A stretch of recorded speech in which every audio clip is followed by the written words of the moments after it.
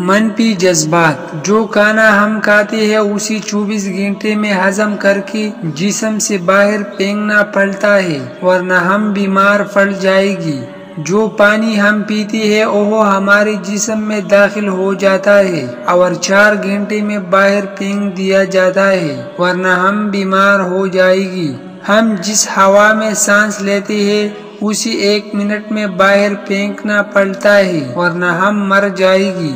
نفرت، غصہ، غیبت، حسد، عدم تحفظ جیسی منفی جذبات کے بارے میں کیا خیال ہے جو ہم اپنے جسم، ذہن میں دنوں، مہینوں اور سالوں تک رکھتے ہیں؟ اگر ان منفی جذبات کو باقاعدگی سے باہر نہ پھینکا جائے تو ہم نفسیاتی امراض کا شکار ہو جاتے ہیں۔